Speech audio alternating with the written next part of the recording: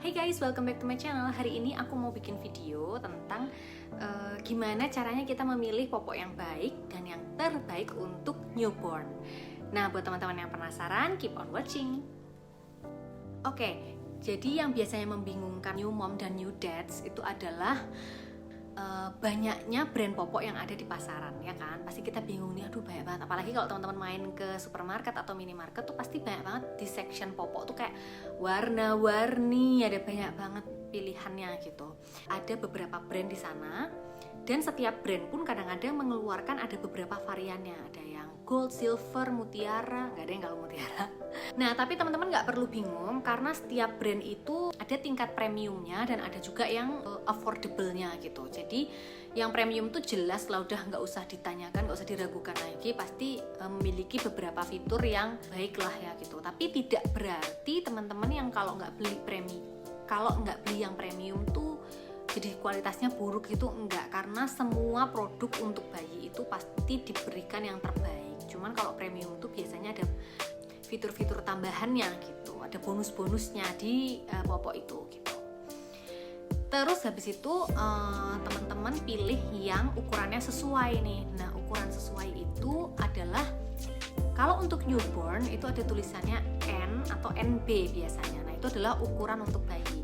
Taunya dari mana? Di bagian bawah tulisan N atau NB itu ada berat badan yang bisa disesuaikan sama taksiran berat janin bayi kita. Atau mungkin ketika udah lahir, nanti bapak-bapak bisa bantuin ibu untuk beliin popok pulang dari kerja atau pas mau ke rumah sakit, itu bisa dilihat berat badan yang tercantum di kemasannya gitu. Selain itu, popok itu ada dua jenis nih, ada yang tipe perekat atau menggunakan tape solasi gitu, dan ada juga yang tipe pens. Nah, tipe pens ini biasanya digunakan untuk bayi-bayi yang emang udah besar. Kalau misalnya tipe yang menggunakan tape itu untuk newborn yang misalnya mereka belum bisa miring-miring, belum bisa bangun, belum bisa duduk, itu menggunakan tipe yang tape. Nah, oke, masuk ke tips memilih popok yang pertama adalah cari yang harganya paling affordable untuk teman-teman. Nah, ini pasti sangat personal banget, tergantung dari dapur teman-teman sendiri gitu. Nah, tips dari aku caranya adalah pilih yang sesuai sama kebutuhan atau alokasi dana bayi per bulannya, karena kebutuhan bayi itu benar-benar banyak banget, nggak cuma di aspek popok aja ya. Untuk mandinya aja kita bulanan pasti harus restock dan harus beli. Nah, kalau berdasarkan pengalaman aku, kalau misalnya kita beli yang langsung mahal-mahal branded yang high class, high end, itu akan memberatkan dari kitanya, dari ibunya gitu. Apalagi untuk barang-barang yang bakalan cuma sekali pakai, yang langsung dibuang gitu, yang nggak bakal dilihat sama orang juga sebenarnya gitu.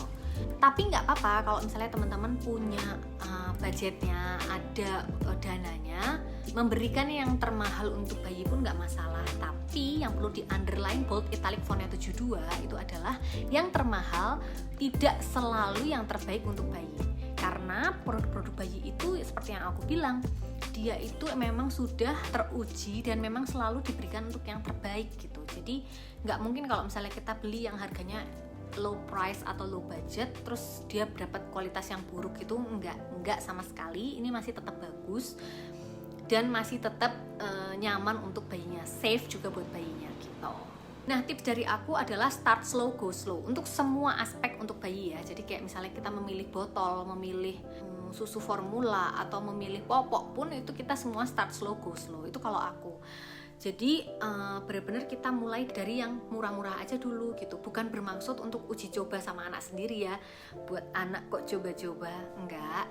Tapi kita sesuaikan sama kebutuhan ya daily aja, dan kebutuhan, karena yang namanya kebutuhan bayi itu nggak cukup sekali kita beli, pasti itu akan berlanjut sampai dia gede nanti gitu. Sampai dia melepaskan, misalnya udah lepas popok, udah lepas dot, udah lepas susu formula, udah lepas sabun bayi gitu, ya baru kita bisa lega gitu. Cuman kan itu butuh proses tahunan ya, kayak setahun, 2 tahun, 3 tahun, dan kita akan membeli produk yang sama gitu.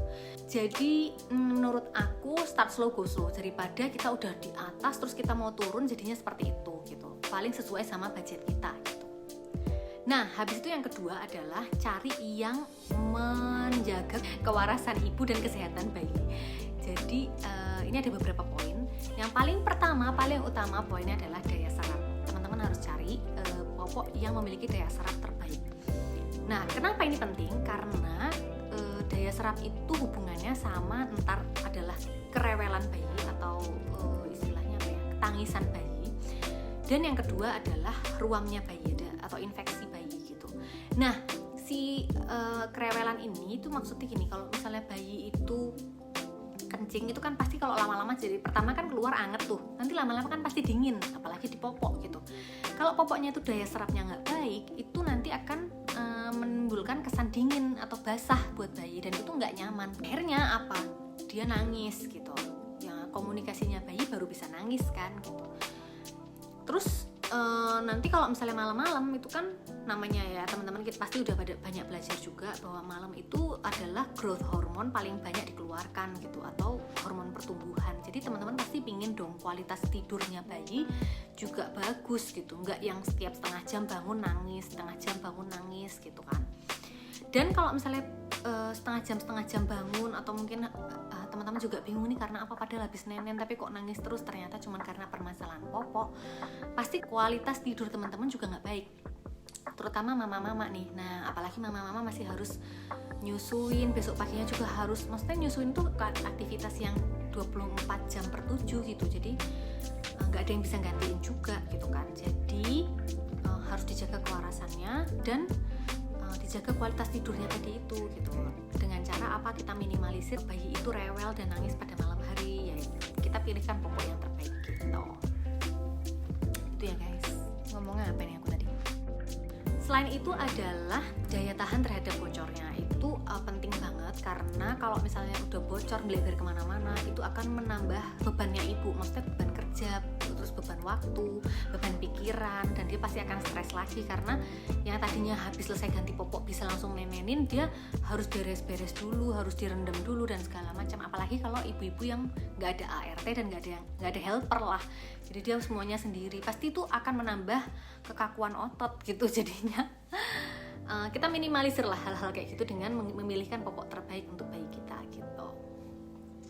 Cari popok yang memiliki daya tahan bocor yang baik. Caranya apa? Caranya adalah pilih ukuran yang sesuai. Selain itu juga cari yang memang dia klaimnya dari brand itu adalah tahan bocor gitu. Daya tahan bocor pada popok itu memang karena biasanya ya di beberapa popok itu ada yang memiliki garis pembatas di bagian kanan dan kiri, bagian paha gitu. Jadi menahan air atau cairan dari popok itu tuh bisa keluar. Atau yang kedua adalah gelnya. Jadi gel daya serapnya, selain daya serapnya bagus, gelnya itu juga banyak. Jadi ketika yang dikeluarkan sama bayi itu lebih banyak dari daya tampungnya si popok ini kan pasti akan bocor kan. Tapi kalau popok ini memiliki gel yang banyak, ketika bayi mengeluarkan cairan lebih banyak, popok ini pun tetap santai-santai aja karena dia masih punya daya tampungnya banyak, intinya gitu. Jadi nggak bakal bocor gitu. Semoga bisa dipahami ya guys. Ini ngomongnya agak ninu. Nah, selain itu teman-teman juga butuh popok yang hypoallergenic, terutama untuk teman-teman yang memiliki bayi sensitif. Meskipun nggak semua bayi bakalan mengalami ruam popok ataupun bisa gampang alergi dari bahan-bahan yang digunakan di dalam popok. Tapi kan ya nggak ada salahnya berjaga-jaga gitu kan. Selanjutnya adalah, ini bonus poin aja, nggak harus ada dan nggak harus terpenuhi, adalah memiliki cutting pada bagian umbilikalnya atau bagian pusernya. Nah, itu untuk menjaga bayi-bayi yang pada belum puput pusernya supaya nggak gampang kegesek-gesek, karena kalau kegesek-gesek ada resiko nanti kena bakteri atau segala macam, dan juga putus sendiri atau mungkin putus di saat sebelum waktunya, itu bisa bikin infeksi juga gitu. Lalu bonus poin kedua adalah wonderline. Wonderline itu apa? Wonderline itu adalah garis yang ada di bagian depan popok sebagai penanda bahwa popok ini sudah terisi, baik penuh maupun baru sedikit. Nah, kalau biasanya baru sedikit mengisi, itu tuh biasanya cuma sedikit aja tuh si wonderline-nya berubah warna gitu. Tapi kalau memang udah penuh gitu ya dia bisa terlihat jelas lah perubahan warnanya gitu. Nah, itu tadi kita habis bahas tentang bagaimana popok ini menjaga kewarasan ibu dan kesehatan dan kenyamanan bayi. Nah, tips selanjutnya adalah teman-teman cari popok yang gampang banget dicari di kota tempat teman-teman tinggal. Nah, ini adalah poin penting juga, apalagi terutama untuk bapak-bapak yang biasanya dititipin sama ibunya untuk beliin popok. Kayak cari di tempat, di toko yang biasanya mungkin dilewati sama bapak-bapak yang gampang lah dicarinya, didapatnya gitu. Karena kalau misalnya susah didapatnya, apalagi teman-teman harus order online, itu nunggunya lama dan segala macem, itu akan sangat menyusahkan teman-teman gitu. Nah, tips yang terakhir adalah kemudahan si popok ini untuk disimpan. Ini tuh sebenarnya bonus poin aja karena ini nggak terlalu penting. Tapi kalau misalnya teman-teman punya popok yang nggak bulky atau nggak yang gendut-gendut gitu, teman-teman pasti akan lebih mudah untuk menyimpannya dan membawa kemana-mana. Nggak berat, nggak makan tempat juga gitu. Tapi ini adalah sebagai bonus poin aja. Dan perlu teman-teman ingat, nggak semua popok memiliki semua fitur ini. Jadi disesuaikan sama kebutuhan dan kenyamanan teman-teman dalam memilih popok. Terutama adalah kenyamanan untuk bayi dan ibunya. Nah, itu dulu tips and tricks memilih popok. Semoga teman-teman berkenan dan bisa dipahami, karena ini ngomongnya ngalur ngidul nggak jelas. Terus juga semoga bisa membantu meringankan beban pikiran teman-teman. Caranya milih popok gimana ya? Kayak anakku bentar lagi lahir, tapi aku nggak tahu cara pilih popoknya gimana. Itu dengan nonton video ini teman-teman jadi lebih tercerahkan. Dan kalau misalnya teman-teman yang nonton ini punya ada tips and tricks jitu untuk cara memilih popok untuk newborn dan new mom, bisa komen di bawah dan atau mungkin DM aku di Instagram, boleh banget. Gitu ya guys, semoga bisa membantu dan kurang lebihnya mohon maaf. I'll see you on my next video. Bye.